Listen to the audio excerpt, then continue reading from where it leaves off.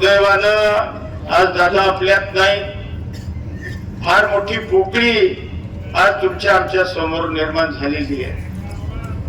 परंतु आता आपल्याला सावरावं लागेल, आपल्याला पुन्हा उभं राहावं लागेल, पुन्हा नेटानं हा पक्ष आणि या पक्षाची संघटना आपल्याला बांधावी लागेल. दादा नेहमी म्हणायचे, माझा कार्यकर्ता रटणारा नसावा तर तो लढणारा असावा. आणि आज आपण बघताय वहिनी त्यांच्या सुविद्य पत्नी या राज्याच्या उपमुख्यमंत्री म्हणून त्या ठिकाणी विराजमान झाल्या. खर तर अनेक लोकांनी सोशल मीडियावर त्यावेळेला काही वक्तव्य केले की एवढी घाई का झाली होती. मी आपल्याला स्वच्छपणानं स्पष्टपणानं सांगू इच्छितो की घाई काही वहिनींना झालेली नव्हती आणि वहिनी असं काही म्हणलेल्या नव्हत्या. तर या पक्षाचे ज्येष्ठ नेते किंबहुना मंत्री आमदार आम्ही सगळ्यांनी आग्रह धरला होता की वहिनींना ताबडतोब उपमुख्यमंत्री पदाची शपथ द्यायला पाहिजे. तुम्ही बघा, तुम्ही म्हणाल हे तुम्ही लगेच का केलं. अख्ख्या महाराष्ट्रभर जिल्हा परिषदेच्या पंचायत समितीच्या निवडणुका चालल्या होत्या आणि मध्यान्हाला दादा आपल्याला सोडून गेले. मग अशा परिस्थितीमध्ये या पक्षाचे सगळे कार्यकर्त्यांना असं वाटायला लागलं की अरे आता आपलं काय होणार. विरोधी पक्षाची मंडळी म्हणायला लागली की आता तुमचा पक्ष आमच्या पक्षामध्ये मर्ज होणार. आणि मग अशा परिस्थितीमध्ये हा निर्णय वहिनींना आम्ही मंडळींनी घ्यायला लावला. मला सांगा, ज्या वेळेला इंदिराजी गांधी यांची हत्या झाली, त्यांचं दुर्दैवी निधन झालं, त्याच्या दुसऱ्या दिवशी राजीव गांधींना पंतप्रधान पदाची शपथ दिली गेली. त्याचं कारणच आहे की पक्ष एवढा मोठा आहे, एवढं प्रचंड कार्यकर्त्यांचं संख्यामुळे संपूर्ण राज्यामध्ये जिल्हा परिषद पंचायत समितीच्या निवडणुका लागल्या. मग अशा वेळेला जर पक्षाला नेतृत्व नसेल तर कार्यकर्त्यांनी कुणाचा आदेश मानायचा, अशा पद्धतीची परिस्थिती होती. म्हणून हा निर्णय हा त्या ठिकाणी घ्यावा लागला. खर तर मी तुम्हाला कळकळीचं आवाहन करेन, उदयराव एक अतिशय चांगला कार्यकर्ता, म्हणजे त्याची काही मी तुम्हाला ओळख सांगितली पाहिजे असं नाही. तुम्ही ग्रामपंचायतीला संधी दिली, ग्रामपंचायतीला त्यांनी संधीचं सोनं करून दाखवलं. अहो, ह्या शिरवळचे रस्ते बघायला बाहेर गावची मंडळी यायची की शिरवळचे रस्ते हे एवढे चांगल्या पद्धतीनं आणि कमी खर्चामध्ये कसे झाले हे त्यावेळेला छायाताई सरपंच, उदयराव उपसरपंच, तांब्यांना ज्येष्ठ सदस्य आणि अनेक यामधले सदस्य असतील. म्हणजे तुम्ही ती संधी दिली, त्या संधीचं सोनं करण्याचा प्रयत्न केला. तुम्ही जिल्हा परिषदेला निवडून दिलं, जिल्हा परिषदेचा अध्यक्ष पक्षाने त्यांना केलं आणि 2.5 वर्षाच्या कार्यकाळामध्ये त्यांनी अतिशय चांगल्या पद्धतीनं काम केलं. कुठेही शिरवळकरांना, कुठेही जिल्हा परिषदेतील तुम्ही सगळ्या असणाऱ्या मतदारांना उदयरावांनी कुठेही कमीपणा येऊ दिला नाही. सगळ्यात महत्वाचं, उदयरावांनी स्वतःच चारित्र्य उदयराव तुम्ही जपलं आणि अतिशय स्वच्छ कारभार तुम्ही जिल्हा परिषद मध्ये करण्याचा प्रयत्न केला. त्याच पद्धतीनं छायाताई सुद्धा सरपंच पदाचा कार्यकाळ तुम्ही सगळ्यांनी त्यांचा बघितलाय.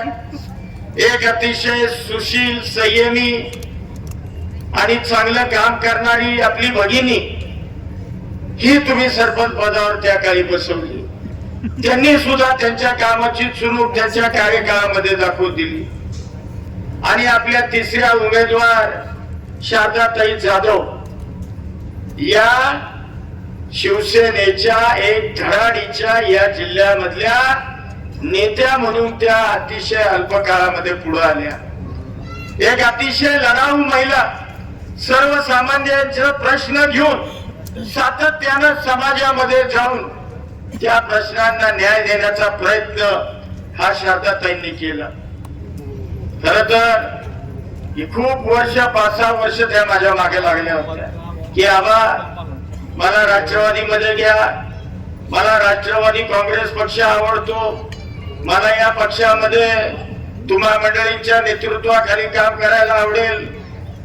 परंतु त्यांना आम्ही घेऊ शकलो नाही, कारण त्याचं कारण सुद्धा त्यांना माहिती आहे की एका व्यक्तीनं त्या ठिकाणी अडथळा निर्माण केला, त्यामुळं शारदाताईंचा प्रवेश हा त्या काळी होऊ शकला नाही. परंतु ती व्यक्ती पक्ष सोडून गेली आणि शारदाताई तुम्ही पक्षामध्ये आतमध्ये आला. मी तर नेहमी म्हणतो जे होत ते चांगल्या करता होत. अहो आम्ही कारखान्यावर बसलो होतो, मी होतो, उदयराव होते, तांबे अण्णा होते, ते महाशय होते, दत्ता नाना होते आणि कारखान्याच्या अँटी चेंबरला माझ्या बसलेला असताना जिल्हा परिषद निवडणुकीचा पुन्हा आमचा विषय निघाला. उदयरावांनी तांबे अण्णांनी दोघांनी पुढाकार घेऊन सांगितलं की निवडणूक जिल्हा परिषदेची तुम्ही लढा, आम्ही थांबतो, आम्ही तुम्हाला निवडून आणतो. नाही मला लढायचे नाही, मला लढायचे नाही. उदयराव म्हणले शिरवळ मधनं आम्ही तुम्हाला 5 ते 6 हजार मतं देऊ आणि तुम्हाला निवडून आणायची आम्ही हमी घेतो. नाही म्हणले मला लढवायचे नाही. त्याच्या पुढे जाऊन उदयराव म्हणले की तुम्हाला जर खोटं वाटत असेल तर मी माझ्या घरातली महिला पंचायत समितीला उमेदवार म्हणून देतो. माझी अजिबात इच्छा नाही माझ्या घरातली कुठली महिला निवडणुकीला उभी राहावी, पण तुम्हाला जर आमचं खोटं वाटत असेल तर माझ्या घरातली महिला मी पंचायत समितीला तुम्हाला खाली उमेदवार म्हणून देतो, आता तरी तुम्ही निवडणूक लढा. नाही म्हणले आणि तुम्ही बघितलं दुसऱ्या दिवशी फरार झाले. अहो माणूस लबाड किती असावा, माणूस घोटाळा किती असावा. मी माझ्या आजपर्यंतच्या आयुष्यात मी एवढा लबाड, ढोंगी आणि खोटा माणूस बघितला नाही, खरंच नाही बघितलं.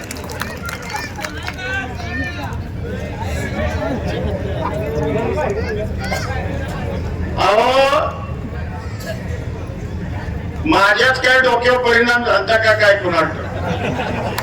अहो 2 वेळा माझ्या विरोधात लागला आणि दोन्ही वेळेला मी जवळ घेतलं.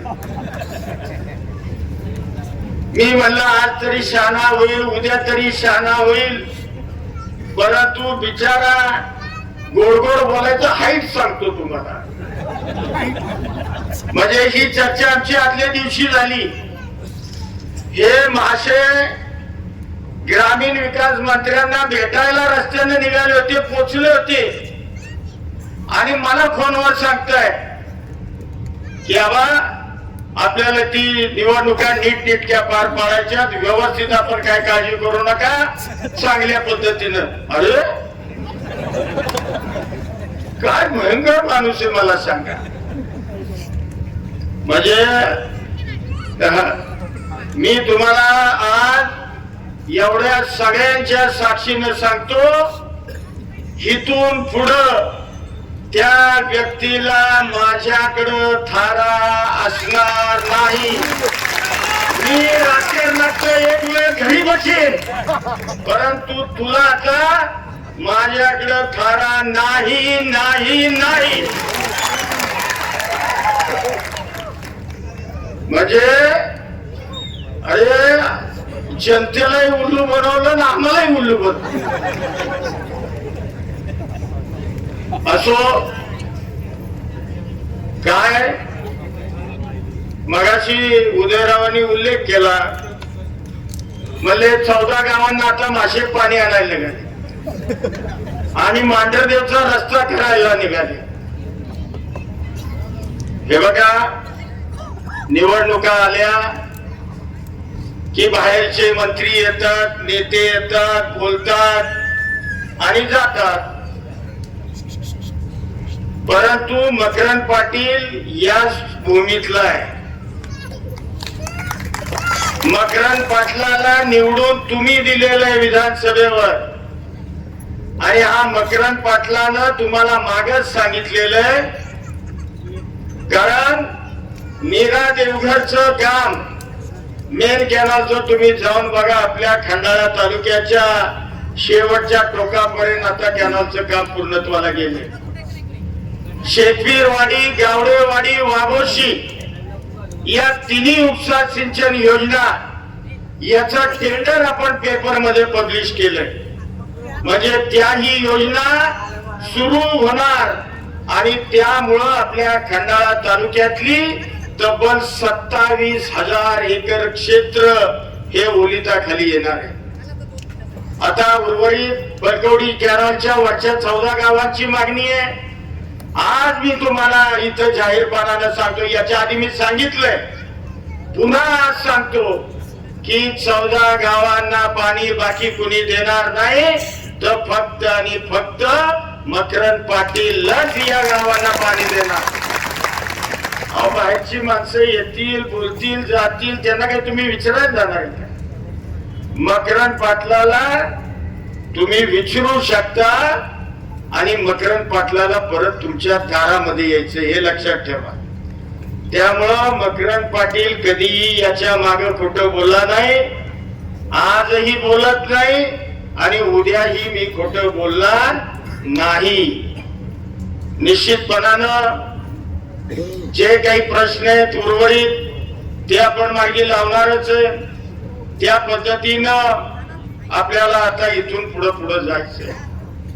मी तुम्हाला कळकळीची विनंती करतो, खर तर वेळ खूप झालाय, परंतु या तिन्ही उमेदवारांना आपण विजय करावा. आणि माझी हात जोडून विनंती आहे सगळ्यांना की कृपा करून वर दादाला, खाली अमक्याला, खाली तमक्याला, वर फलाण्याला असलं बिलकुल करायचं नाही. तिन्ही उमेदवारांची खून घड्याळे आणि या घड्याळाच्या तिन्ही उमेदवारांना आपल्याला विजयी करून अजितदादांना आपल्याला ती एक प्रकारची आदरांजली व्हायची. आणि मला खात्री आहे या शिरवळ जिल्हा परिषद गटातील जनता ही सुज्ञ जनता आहे. या जनतेनं स्वतःचा आत्मसन्मान आजपर्यंत राखलेला आहे. कोण काय म्हणतं, मगाशी उदयराय काहीतरी सांगत होते की शिरवळचे लोक असे तशी.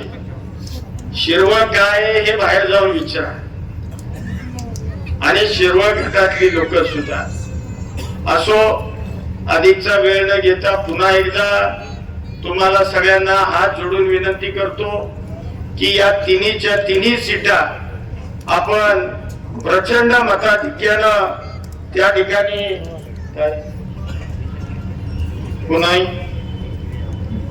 कुणी माझ्यावर टीका केली. आता अजयचं सारखं चाललंय, म्हणले मदन भोसलेंनी निष्क्रिय आमदार म्हणून टीका केली. अरे बिचाऱ्या, तुला 5 वर्ष संधी दिली की रे, तू काय केलं? तुला 5 वर्ष लोकांनी घरी बसवला. माझी 4थी टर्म आहे आणि चारही वेळेला प्रत्येक निवडणुकीमध्ये उच्चांकी मताने विजय झालेलो आहे, उच्चांकी मतानं. त्यामुळं माझं माप काढायचा प्रयत्न करू नका. या मतदारसंघातल्या जनतेला माहिती आहे की मी कामाचा आहे का बिनकामाचा आहे, त्यामुळे याच्यावर न बोलणं उचित होईल. पुन्हा एकदा विनंती करतो की तिन्ही उमेदवारांच्या घड्याळाच्या चिन्हाच्या समोरचं बटन दाबा आणि प्रचंड मताधिक्यानं यांना विजय करा. तो विजय असा असला पाहिजे की परत उदयराव विजय असा असला पाहिजे की परत नाद नाही केला पाहिजे.